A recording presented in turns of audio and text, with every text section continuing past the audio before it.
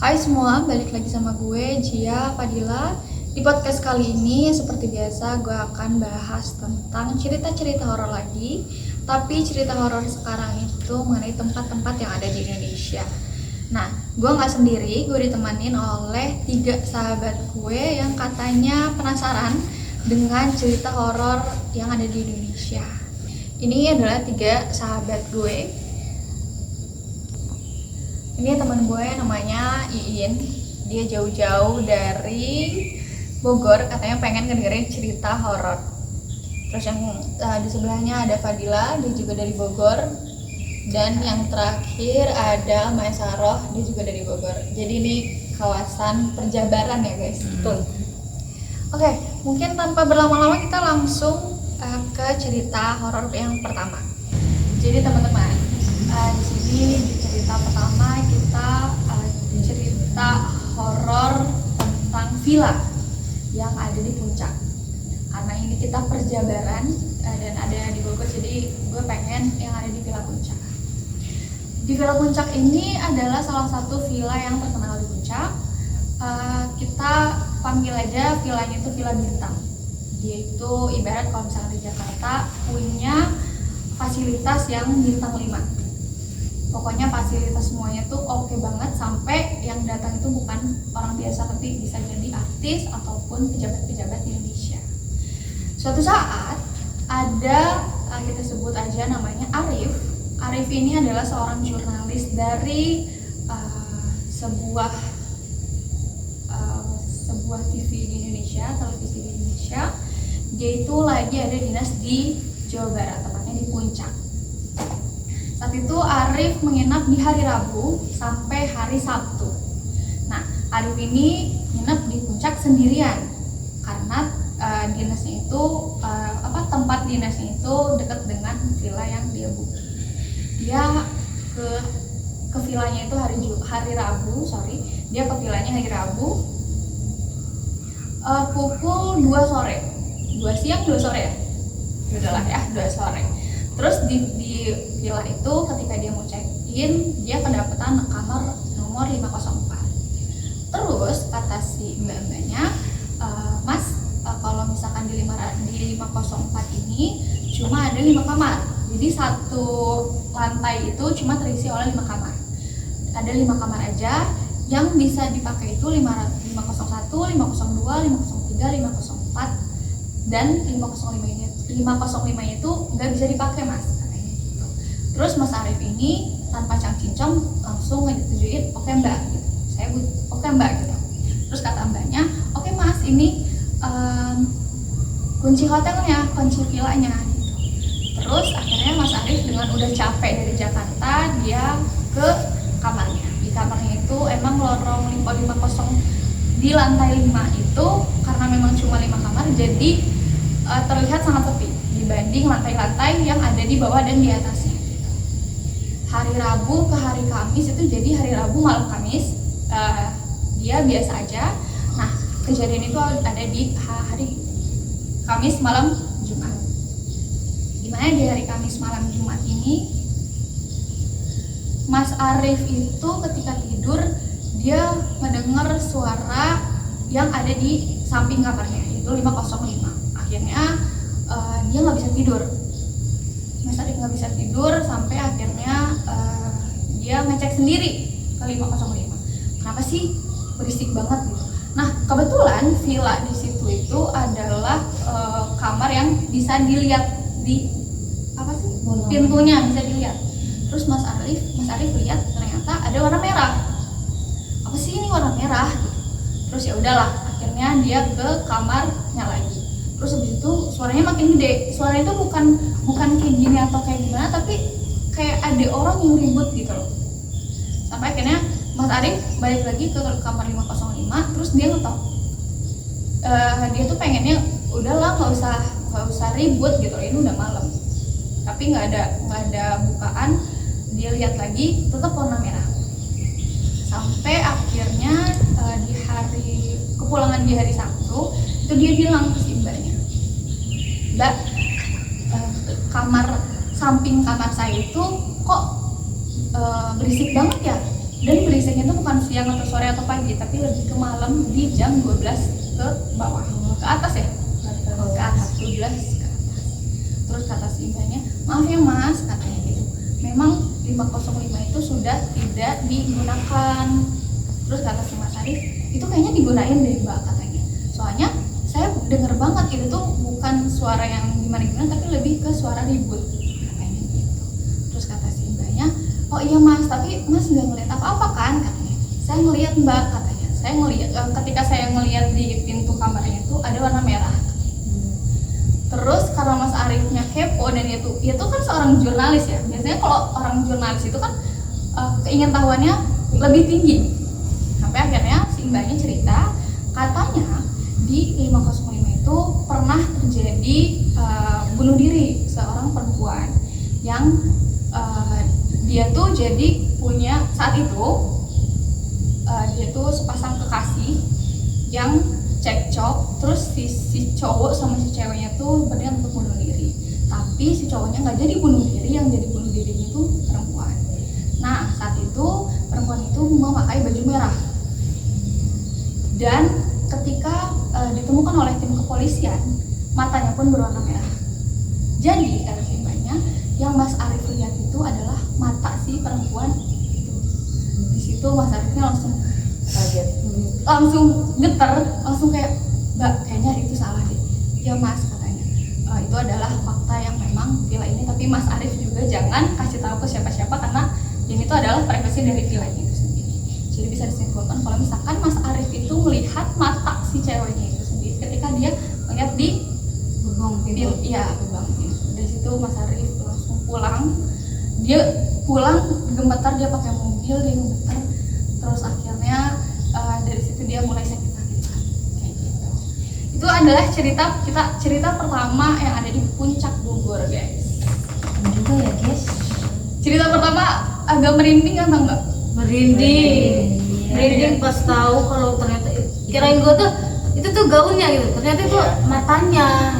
Ya, itu makanya Mas Arif saat pulang dari Villa Puncak dia sakit-sakitan karena mungkin dia melihat langsung matanya, makanya itu nggak dipakai dan nggak digunain gitu. Itu adalah cerita pertama.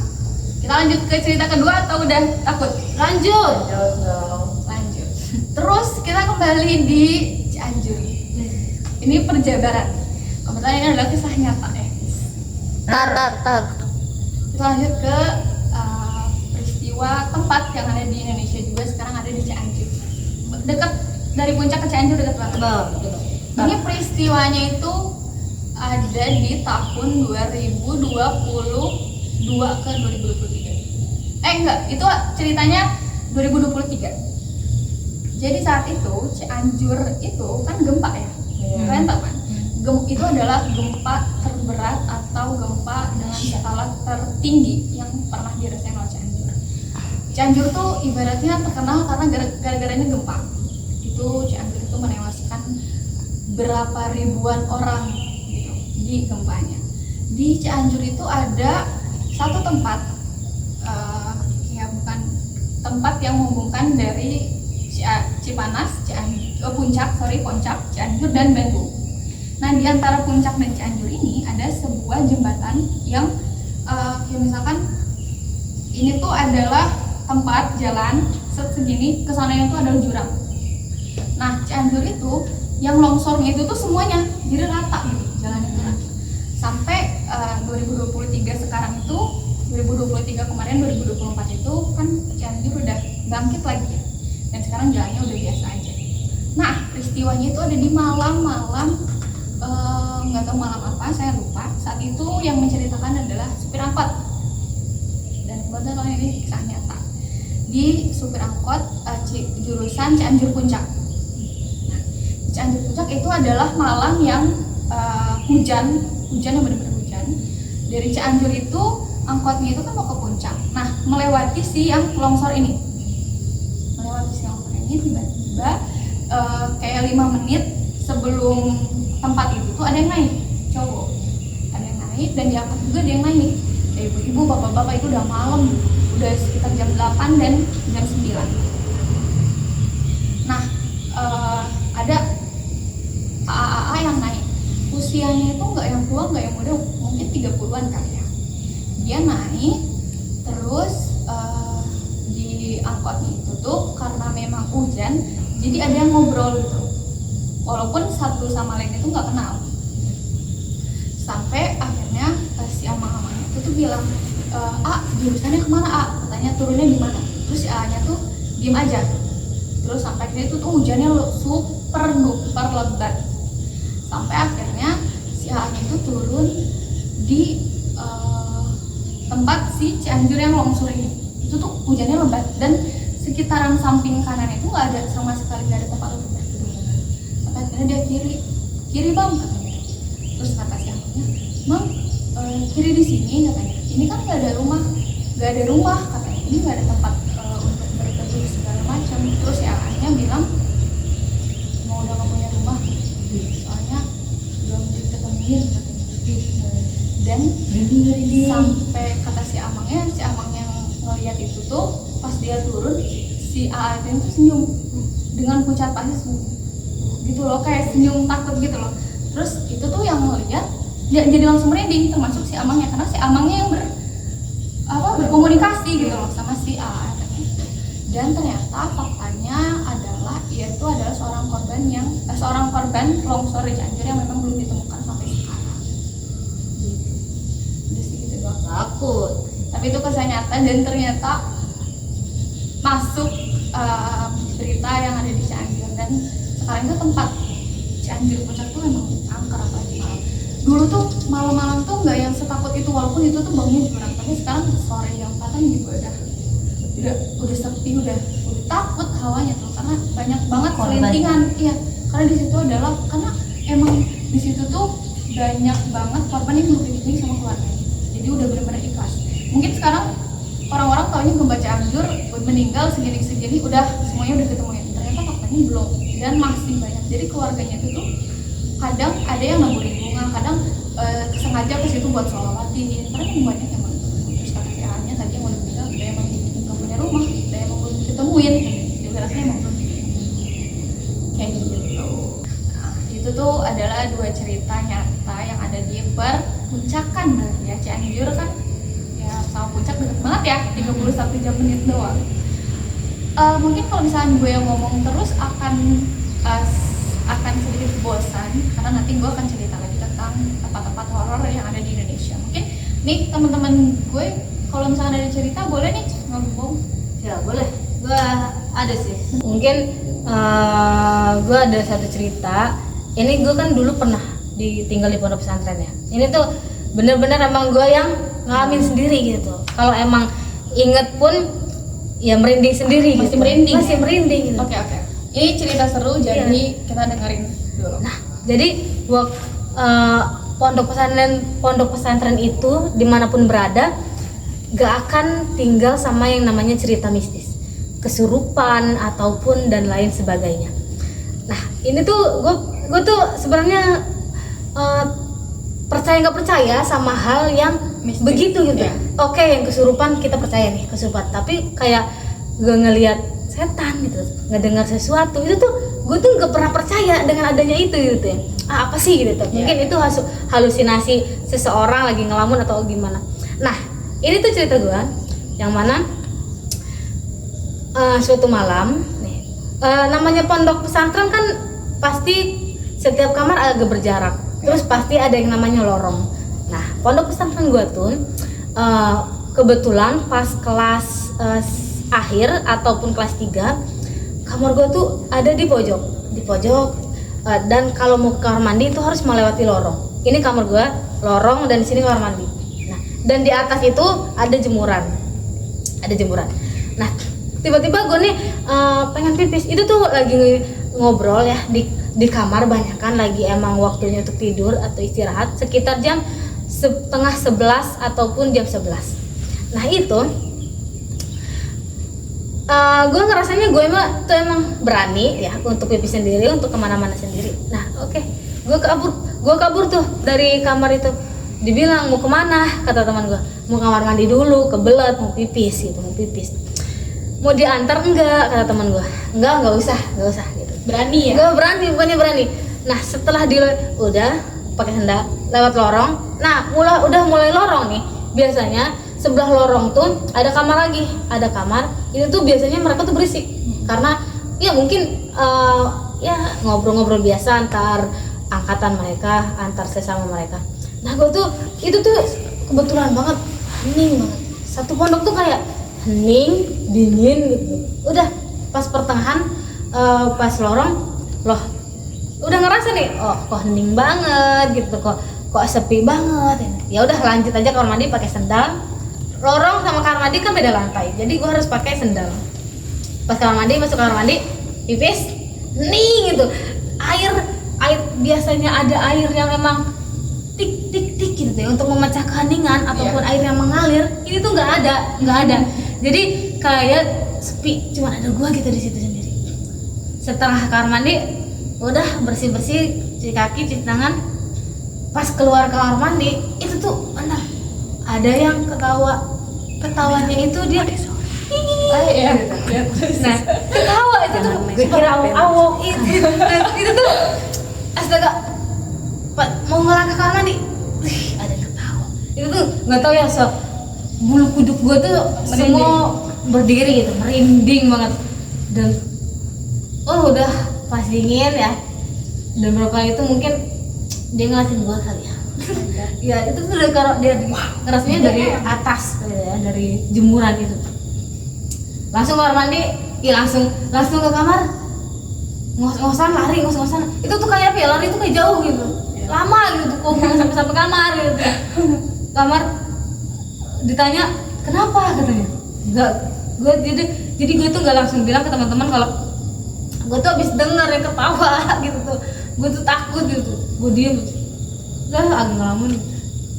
Itu sih pengalaman pertama ya yang gue alamin dalam hal mistis. Jadi emang begitu tuh ada itu. Jangan sampai gue tuh gak mau ngalamin lagi. Tapi itu gak nampakin kan? Enggak, itu tuh suara rih-rih gitu, suara ketawa tapi rih-rih. Kan katanya kalau dianya jauh berarti dekat. Kalau hening gitu kan dekat katanya. Apa gimana gitu? Tapi itu gue nggak dekat anjir. Takut gitu. Itu tuh pengalaman sendiri waktu di pondok pesantren sama. Biasanya pengalaman sendiri makin bulu-kuduknya makin iya, merinding itu tuh, ya. aduh, ternyata gue ngalamin sendiri. Gitu, takut anjir. Berarti itu udah ada 3 tempat cerita horor yang pernah dialami. Iya, pernah dialami pondok pesantren. Pondok pesantren memang banyak banget sih mistis-mistisnya karena dia sekolah yang memang ditempatin mungkin ya. Mungkin ya. Oke, udah Mek? Udah. Oke, udah 3 nih ternyata guys cerita tentang horor. Mungkin kita next ke cerita horor tempat di Indonesia. Ini tuh ceritanya ada di bus. Bus itu kayaknya bukan tempat ya, lebih ke kendaraan mungkin. Dimana ini terjadi di Banten. Di Banten tapi gue lupa tempatnya di mana, di terminal bus apa. Cuma ini tuh dialami oleh seorang laki-laki lagi yang bernama, kita panggilnya siapa ya enaknya? Dimas Udin. Dimas Udin sih kalau Banten. Dimas aja kali ya biar agak-agak keren. Ini dialami oleh Dimas. Jadi dia itu dari Banten, kayaknya dari Serang deh. Di terminal Serang, kayaknya terminal Pakupatan. Nah, di terminal Pakupatan dia ini mau pulang ke arah Labuan. Nah, di arah Labuan. Itu kejadiannya nggak hari Jumat, nggak hari Kamis malam Jumat, pokoknya benar-benar kejadiannya itu hari biasa, tapi malam-malam memang. Saat itu dia mau ke Labuan dan ternyata ada satu bus yang nggak ada penumpangnya. Ada penumpang 1 dan itu pun perempuan, tapi terlihat sangat kosong dan sepi. Terus kata Dimas ini nanya dulu ke supirnya, "Bang, ini ke Labuan nggak?" katanya gitu. Terus kata supirnya, katanya. Dijawabnya cuma doang. Akhirnya Dimas naik tanpa nunggu 1-2 menit, itu tuh supirnya langsung mengendarai bus untuk sampai ke Labuan. Di tengah perjalanan, Dimas ini dia kan capek mau tidur. Jarak dari Pakupatan ke Labuan itu berapa sih guys? 1 jam. 1 jam lebih lah ya. Nah, di perjalanan menuju Labuan ini, di 1 jam ini Dimas tuh memutuskan untuk tidur, tapi dia nggak bisa tidur sampai akhirnya ada perempuan itu, dia nanya juga ke perempuan yang di sampingnya. Kata Dimas, Mbak mau kemana, katanya gitu. Terus tapi si perempuan itu stay lucu si perempuan itu nggak jawab, padahal si perempuan itu tuh ada di seberang seberang tempat duduknya Dimas.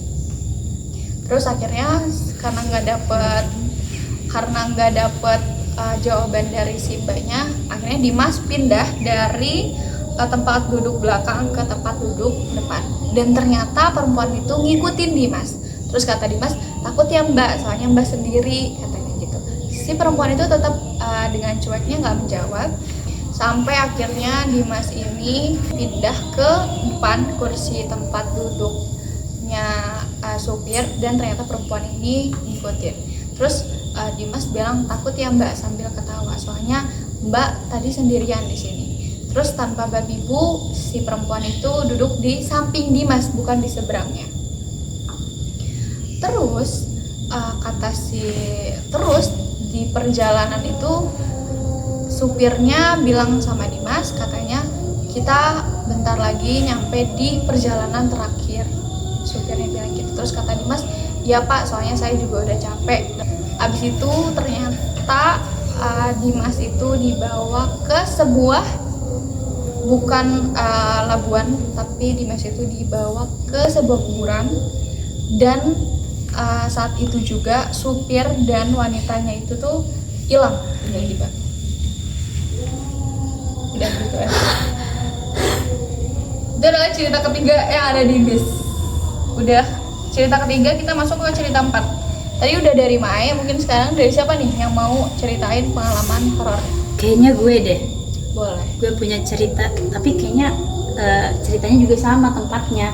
Kayak si Mae Di pondok. pesantren. Tapi ini emang kisah nyata ya, kisah asli banget. Mungkin juga kalau nggak salah udah diangkat ke layar lebar, mungkin teman-teman udah pernah nonton, tapi gue lupa namanya apa judulnya. Jadi ceritanya itu di pesantren itu ada cewek santriwati, namanya itu nama samaran aja ya, namanya Maryam. Nah, si Maryam ini adalah salah satu anak tunggal dari keluarga yang kaya banget. Nah, keluarga kaya banget ya dia tuh. Dimana cuma dia satu-satunya anak yang paling disayang sama orang tuanya. Nah, ketika itu pondok pesantren itu lagi liburan. Nah, lagi liburan itu di pondok pulang tuh kan, kalau di pesantren kan liburan tuh pulang ya biasanya. Nah, ketika pulang itu, nah si Maryam ini biasalah chill gitu ya sama temen-temennya gitu, chill sama temen-temennya. Dia naik motor, dia bawa motor sendiri. Terus itu hal naas pun menimpa si Maryam ini, dimana dia itu ditabrak sama mobil bis, pokoknya mobil gede lah pokoknya, sampai meninggal. Nah, meninggal ya. Gimana sih itu orang tuanya kalang kabut banget kan ya, Maryam meninggal. Karena kan si Maryam kan anak tunggal ya, anak yang paling disayang gitu.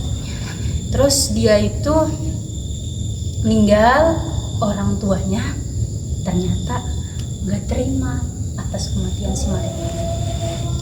Dan itu orang tuanya ini saking gak terimanya atas kematian si Maryam ini, sampai berkong-kali-kong dengan jin. Berkali-kali dengan jin. Mereka bersekutu sama jin dan melakukan ritual untuk membangkitkan lagi si Maryam. Nah, pertama-tama itu orang tuanya itu pergi ke dukun buat ritual biar bangkit lagi ya anaknya. Dan itu dimulailah pada malam Jumat ya, lebih tepatnya pada malam Jumat. Pokoknya satu surah malam-malam yang angker gitu tuh, bawa kepala sapi, orang tuanya bawa ayam yang ayam apa sih, nah ya itu ayam hitam kayak gitulah. Pokoknya lakukanlah ritual bapak sama emaknya si Maryam ini. Kemudian si Maryam dibaringkan di tempat yang panjang gitu ya, sambil si dukunnya itu pokoknya dukunnya mantra-mantra gitulah. Setelah itu bangkitlah Maryam tuh. Nah setelah bangkit itu langsunglah berpelukan ya orang tuanya gitu. Nah sebenarnya yang di dalam tubuh si Maryam ini bukanlah si Maryam, tapi jin yang masuk ke dalam tubuh Maryam.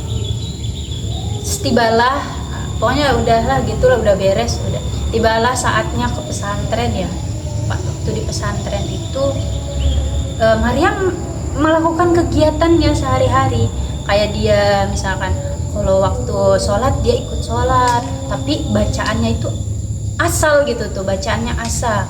Tapi teman-teman Maryam ini curiga si Maryam ini gak pernah ngambil nasi. Pokoknya dia itu selalu makan apa yang dikasih sama orang tuanya. Jadi kan kalau di mudib ya, kalau di pondok itu kan ada penjemukan tuh ya. Orang tuanya itu banyak banget bawain kotak-kotak gitu tuh.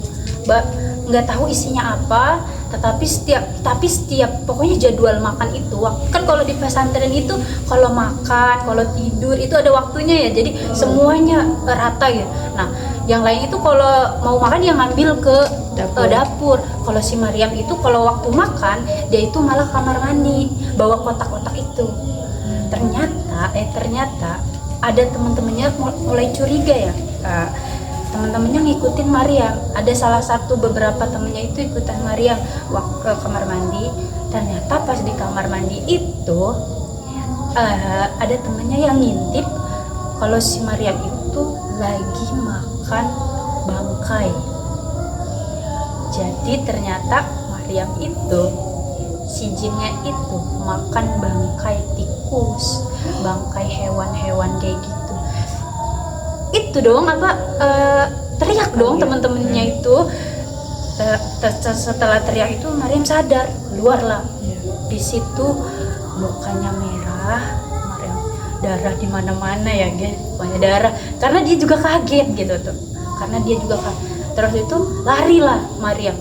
Lari kan di pondoknya itu deket hutan gitu ya. Ternyata larinya ke hutan Maryam itu. Oh my god. Itu teman-temannya ini langsung lapor ke ustazah bahwa Maryam dicarilah, Maryam itu kemana-mana. Laporlah orang tuanya, ustazahnya lapor ke orang tuanya, dihubungin orang tuanya langsung datang ke pesantren. Disitulah orang tuanya cerita bahwa yang dilihat selama ini di pesantren itu adalah jin yang masuk ke dalam tubuh Maryam. Jadi dari situ mulailah dicari Maryam sampai ketemu, terus dicoba ditenangin biar ikhlas sama kiainya gitu atas kematian Maryam orang tuanya. Dari situ orang tuanya udah mulai ikhlas gitu atas kematian Maryam, dan Maryam dikubur dengan tenang. Itu sih cerita gue ya, gitu deh, gitu sih gengs. Itu kayaknya gue juga pernah denger sih Del, cuma selintas doang, ternyata semenakutkan gitu. Tapi memang itu kisah nyata, emang udah menyebar luas ceritanya. Berarti itu di pondok pesantren juga ya? Yes. Berarti kisah pondok pesantren ada dua guys. Satu adalah Villa Puncak, dua Gempa Cianjur, tiga tadi apa? Pondok pesantren Maesaroh. Terus yang keempat ada bus. Terus yang kelima ada pondok pesantren juga. Mungkin satu lagi cerita horor terakhir yang akan diceritakan di podcast ini. Apa? cerita terakhir ada di sebuah rumah sakit yang ini sebenarnya gue tahu dari followers gue, jadi dia kayak nyeritain ceritanya sendiri gitu. Followers gue ini kebetulan dia itu adalah seorang pengantin baru. Jadi pengantin baru, terus udah hamil. Saat itu hamilnya udah memasuki, udah benar-benar mau keluar aja, mau melahirkan. Apa? Udah mendekati HPL. Iya, HPL udah melahirkan. Iya, hari persalinan. Ya, udahlah dia. Nanti bukan gua HPL lagi. Dia gedein ya. Ya. Betul ini. Iya, jadi dia itu udah mau melahirkan atau HPL tadi. Dia itu adalah pasutri yang merantau. Jadi dia itu dari Jakarta merantau ke kota Solo. Dan dia itu di rumah sakit Solo. Nah, saat itu dia itu merencanakan buat lahiran di rumah sakit A, karena rumah sakit A ini adalah rumah sakit para pokoknya rumah sakit itu dengan fasilitas terbaik lah yang ada di kota Solo tersebut. Tapi jarak dari rumah dia ke rumah sakit A ini menempuh waktu 1 sampai 1 jam setengah. Saat itu di rumah sakit A dia ditangani oleh dokter A juga misalkan. Terus dokter A ini bilang kalau misalkan dia itu melahirkan kurang lebih 1 sampai 2 minggu lagi. Ternyata setelah dia pulang lusanya dia mengalami kontraksi dan udah nggak kuat lagi gitu. Sampai akhirnya kata suaminya, kita melahirkan di rumah sakit yang terdekat aja. Kebetulan di rumah sakit yang terdekat itu pun jaraknya 30 menit. Tapi tetap istrinya itu pengen dia lahiran di rumah sakit terbaik karena menurut dia ini adalah anak pertamanya dia dan dia pengen memberikan yang terbaik lah untuk anaknya karena ini tuh benar-benar first experience dia gitu. Tapi karena memang udah kontraksi dan udah banyak darah, terus apa sih yang keluar tuh tuban ya? Ya, air ketubannya udah pecah juga, suaminya panik, tapi istrinya tetap mau ke rumah sakit A sampai akhirnya pokoknya nggak diturutin aja. Akhirnya ke rumah sakit B. Di rumah sakit B itu terlihat rumah sakit yang sangat tenang, beda dengan rumah sakit yang lain. Kayak susternya tenang, dokternya tenang, dan si pilar-pilar rumah sakit pun kelihatan bersih. Malah corak-corak sedikit pun dikit banget gitu, lebih ke bersihnya. Di situ yang pertama kali istrinya notice, setidaknya kalau misalkan nggak lahiran di rumah sakit A, rumah sakit B juga ternyata sebagus ini gitu. Sampai akhirnya dilarikanlah ke rumah sakit. Saat itu dia mau lahiran itu malam, di malam hari, sampai akhirnya udah masuk ruangan segala macam, udah diperiksa sama dokter. Ternyata ada beberapa berkas atau ada beberapa kayak pakaian dia yang ketinggalan di rumahnya yang memang saat itu harus dibawa ataupun pokoknya harus ada gitu. Sampai akhirnya si suami itu diwajibkan untuk balik lagi ke rumahnya dengan menempuh waktu 30 menit. Di perjalanan itu suaminya cuma pengen dia cepat-cepat sampai rumah dan dia balik lagi ke rumah sakit untuk menemani istrinya karena ini tuh udah benar-benar mau lahiran. Sampai ternyata di rumahnya itu hujan. Dan ternyata lupa deh gue bilang dia pakai motor. Nah pokoknya di rumahnya itu hujan. Nah kebetulan suami istri ini nih dia tuh ke rumah sakitnya menggunakan motor, jadi nggak mobil. Dimana kalau misalkan hujan itu kalau pakai motor kan pasti basah, berkas semua basah. Iya kalau misalkan badannya doang dia bisa pakai jas hujan. Sedangkan di jok motornya udah ada segala macam peralatan, sampai akhirnya dia nunggu dulu. Terus tetangganya bilang, loh mas kenapa mau keluar malam-malam, katanya gitu. Terus kata si suaminya, ya bu istri saya udah melahirkan. Oh alhamdulillah udah lahiran di rumah sakit mana mas, katanya gitu. Terus kata si suaminya, di rumah sakit B bu, yang di dekat puskesmas, yang di dekat terminal.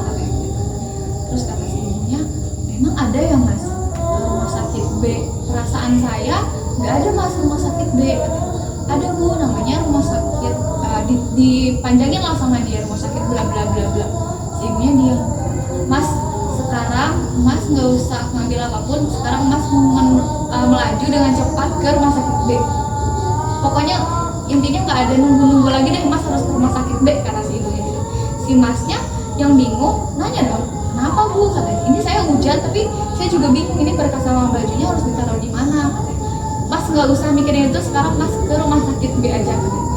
Kenapa Bu? Tetap penasaran. Si ibunya dengan khawatir, dengan gugup dan agak sedikit nangis, ibunya bilang, rumah sakit B itu nggak ada Mas. Rumah sakit B itu udah 5 tahun ke belakang udah rubuh Mas, karena rumah sakitnya kebakaran.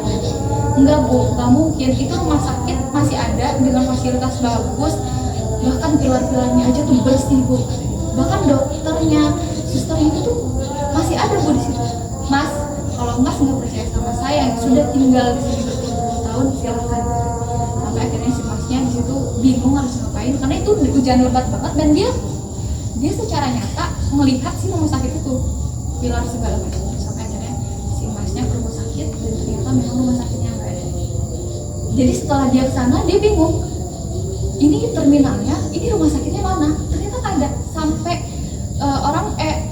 bangunan yang udah dirubuhin itu kan biasanya ada jejak-jejaknya, karena ini udah kebakaran dari 5 tahun yang lalu udah dieksekusi, jadi udah benar nggak ada. Terus si Masnya bingung kayak, istri saya di mana? Dan ternyata istrinya udah nggak ada, istrinya udah dibawa ke, mungkin kalau sekarang bilangnya ke alam lain. Di situ adalah penyesalan terbesar Masnya karena permintaan istrinya untuk dibawa ke rumah sakit A tidak terkabul, dan sekarang istrinya udah adalah penyesalan terbesarnya. Dan itu adalah salah satu cerita misteri yang ada di kota Solo. Itu kisah nyata juga, dan sampai sekarang masih adalah rumah sakit ketakutan juga, misteri dari rumah sakit itu juga ada di PI. Jadi dari cerita-cerita yang kita dengar tadi ya, nggak dapat dipungkiri bahwa di mana aja tuh pasti ada cerita mistis. Baik di pondok pesantren pun yang terkenalnya Islamik ya, itu pasti ada aja kayak hantu pemakan darah haid gitu dan lain sebagainya. Bahkan di rumah sakit pun yang emang notabene orang kecelakaan nih pasti dibawa ke rumah sakit, yang meninggal di sana itu pasti kan ada cerita mistisnya masing-masing. Jadi kita nggak dapat dipungkiri, harus selalu berhati-hati dimanapun kita berada. Ya gimana ya? Gimana dari tadi? Menurut lo In, cerita yang paling menyeramkan menurut lo di nomor berapa? Yang ceritain Fadilah sih, karena di pondok pesantren gitu, terus sebisanya orang tuanya ada niatan buat ngirupin kembali anaknya itu, padahal kan ya harusnya kan orang tua yang udah masukin anaknya ke pesantren, harusnya orang tuanya sudah pasti udah punya background Islami juga lah gitu, muslim banget gitu.